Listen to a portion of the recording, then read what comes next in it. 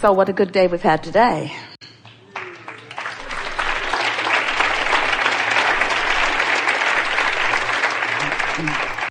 Even though in a gathering like this, we are offering a lot of words, and so are you, something else significantly more important is happening, and that is the vibrational communication that is taking place. And on this particular day, because of your willingness to focus with us, because of the beautiful things that you individually brought to this gathering, not only those who sat in the hot seat and verbalized, but those of you who sat in your seats, who thought and responded, we've had a vibrational, revolutionary experience today. Without exception, your vibration is in a different place than where you started. You've chosen a different vibrational disc. And in most cases, that disc that you're upon is that high-flying, good-feeling disc. This is the momentum that you want to keep going. So I want to just briefly express to you what kinds of things happen to you when you are, for a period of time, in vibrational alignment with who you really are on that high-flying disc. Ideas of clarity begin flowing to you that feel almost as if they are coming from somewhere else. It feels like someone who cares about you is blending with you and giving you impulses that are different from the impulses that you might have been choosing, but they're impulses that are not controversial to you. They're not confusing to you. There's no should I or shouldn't I. You begin to feel a certainty about things that is what it feels like when you are consistently in alignment. It's not like those that you've known all of your life who just like a dog on a bone get hold of something and don't let go of it. It's a feeling of certainty that comes over you that you just know that if you follow through with this idea as it is flowing, that everything about it will go well. It's alignment is really what we're talking about. It's aligning with the highest part of that which you are and with the highest part of that which you have asked for. As we've been visiting over these hours that we've been together, everything that we have contributed, and for the most part, everything that you've contributed, has added to this higher frequency vibration. We don't want you to ever worry about dipping from it, because the truth of it is, friends, you cannot go back. You can't touch an understanding, even if you can't maintain it. You cannot touch an understanding like you have done here today and ever not benefit by that understanding again. In other words, you've moved to a new place, and everything about your life experience is going to reflect that change, even if you don't maintain it even all of this day. Esther and Jerry always teased that they should maybe put on the disclaimer that you signed, the one that lets you know that it's going to be recorded and that maybe it will be used for other things, that maybe they also should put in there, you're going to reach vibrational frequencies that you cannot go back from. That you're going to learn things that you're not ever going to be able to forget, because the larger part of you already knows them. And because of this gathering that you have willingly and magnificently participated in today, you have moved to a new vibrational frequency. You have found resonance with that larger part of who you are. Does that mean everything in your world is going to change suddenly? No, and that's a really good thing. But it does mean that things are going to peter out that you don't want, and things are going to begin to accelerate that you do want. It does mean that those around you are going to look brighter, and they're going to feel funner, and you're going to have more satisfaction in literally every relationship that you have. Don't worry about relationships falling by the wayside. Nothing suddenly like that's going to happen. But you're going to feel your preferences queuing up to greater specifics. You're going to feel yourself being more deliberate about the things that you're wanting to think about. And it is our promise to you that never again are you going to find yourself stepping onto a disc that doesn't feel good, that you're not consciously going to realize, hey, I've got 16 seconds, 15 seconds, 14 seconds, 13 seconds. 20. In fact, doing that countdown is probably the best thing that you can do to stop momentum. Just count your way down right off that disc and don't let that momentum get going. We've enjoyed this interaction more than words can say. There is love and appreciation here for you that often you can feel and sometimes you can't. But whether you are feeling it or not, it is still projected to you. It is still about you. We are appreciating not just your willingness to participate in this forum, but your willingness to participate in this time-space reality, your willingness to sift through the contrast, and your willingness to cause an expansion of the universe, your willingness to provide those rockets of desire that get those vortexes moving with such rhythm and such speed that all that is positively affected by it. We're appreciating your taking thought beyond that which it has been before. But most of all, we're appreciating your newfound willingness to find resonance as often as you can with this high-flying, good-feeling vibration, and to practice the vibrational frequency of that. Because that is the way that you not only make your personal experience a better experience, but it is the way that you make this world a better place. And it is also the way that you continue to assure the expansion of this universe. The universe will not cease to expand, but you can be on a disc where you don't enjoy it. You will not cease to expand, but you could be on a disc where you don't enjoy it. We are on the disc and benefiting from the expansion that you have provided. And we welcome you here with us because we think you should be the ones who are most enjoying the expansion that you have provided. Most of you have not realized that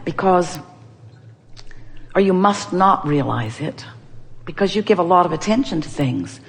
You practice the vibration of things. You foster beliefs about things that we know and you know you don't want. But because they are facts or because they are reality, you feel obligated or committed to be objective. It's true. Therefore, I will give my attention to it. I will beat the drum of this truth. And we say that's really a good idea if it's a truth that you want law of attraction to flesh out in your experience in more vivid detail. But if it's a truth that you would rather not live, then why not decide for it not to be active in your vibration? So how might you go about deactivating unwanted beliefs? Stop giving them airtime. They'll peter out in time. In other words, nothing will continue to be active in your vibration when you have lack of attention to it. That's what Jesus meant when he said, turn the other cheek. Give your attention to wanted, practice the vibration of wanted, law of attraction will respond to that. And that is primarily what you will be living, you see. Now, all of this is familiar to you, isn't it? If you've been listening to us for a while, have you? Do you know that you are the creator of your own reality? Do you know that you are a vibrational being? And that it is through your vibrational beingness that you are the creator, attractor of your own reality? Do you believe that you have control over your vibration? Conceptually.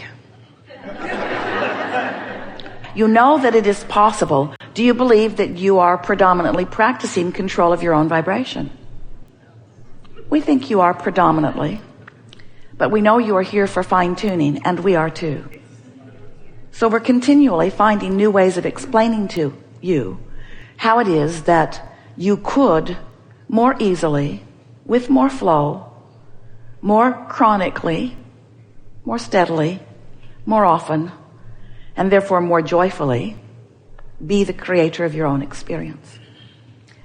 Since you've been listening to us for a while, and we can feel the clarity of who you are, we're going to make this opening short. This short, in fact. And we're going to open this conversation to the things that you really want to talk about. We're going to remind you of this one really important thing. And that is, everything that you speak about while you are speaking about it is practicing a vibration of it. And sometimes in the expressing of a problem or a question or an issue, you're actually practicing the vibration of the absence of what you want. Because the problem is a different vibration than the solution. The question is a different vibration than the answer. So sometimes, in fact, often, in fact, every single time, you're going to find us interrupting you, climbing all over your words, trying to distract you from where you think you want to go. Not because we don't want you to go there in posing the question, because there's a lot of bounce that we all get out of that, but because we don't want you to make a career out of the problem vibration. In other words, you can speak it short. You don't have to speak it and justify it. We all get it. In other words, the more you explain how you think you got to this problem place, the harder it is for us to bring you into the solution. And that's true not just when you're in this forum. It's true all the time. The less airtime you give to the problem, the faster the solution will come to you. Your children have trained you because you ask them to do something and they don't do it. You ask them again and they don't do it.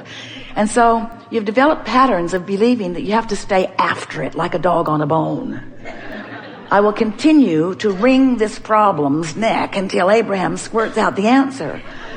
And we say, it isn't like that at all. It isn't like that at all, because we've been squirting out the answer for quite a long time. The universe is squirting out the answer. You are surrounded by squirted out answers and solutions. They are everywhere around you. But when you beat the drum of the problem, you are vibrationally blind to the solution. It's just the way it is, you see. So we are eager to visit with you about anything that is important to you. Do not worry about us. We will wedge our message in the crack.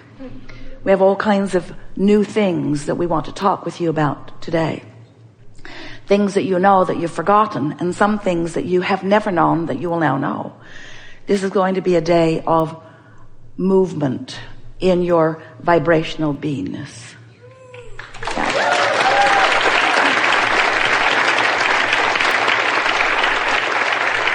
So, what do you want to talk about? You've come with some things. Good for you. Really, really good. Take it easy and trust that whatever it is, we'll talk about fully. On the aisle right here. Well, let's talk for a little bit about the momentum, because when you give your attention to something and you maintain your attention to it for as little as 17 seconds, momentum begins, because another thought like it will join it, and now there's more momentum. Do it again, more. Do it again, more. By the time you cross that 68-second mark, which is 17 4 times, you have enough momentum going that it's most likely going to play out with some sort of obvious result or response. That's not much time, is it? 68 seconds gets momentum going. So we're going to insert one more momentum story, and then we'll talk about the details of what you want to talk about. Imagine yourself at the top of the hill. You're in San Francisco. You have your car there. It's in neutral. The parking brake isn't on. It's perched right on the top of the hill. And you're interested in understanding momentum, so you just give it a little nudge. And then, as it begins to roll forward, you realize the potential of what could happen as you look down at the bay at the bottom of the hill. And so, this is the beginning of the momentum. So you just step right out in front of your car and let it bump up against you. And all is well. You've stopped the unwanted momentum of your car rolling into the bay. It was easy. It's easy to understand that, isn't it? If any of you have pushed a car, you know exactly what we're talking about. But if that car were rolling down the hill before you realized that you wanted to stop the momentum, so you're at the bottom of the hill, not such a good idea. That car's going to take you right into the bay with it. So when you understand that momentum is your friend, just as law of attraction is, but you learn to use it to your advantage by being aware of how you feel in the early stages of things getting going. So the key to deliberate creation is understanding that momentum is a fact of your experience, and that you have control over the momentum in the early stages of it, but not afterward. And then you begin to apply your thought in the early stages. It's what we are recently calling getting out ahead of the manifestation. If you wait until so much momentum has taken place that there is manifestation around it, it's more difficult. But if you catch your unwanted thoughts by recognizing the discord because of the emotion that you're feeling, you can change that thought easily.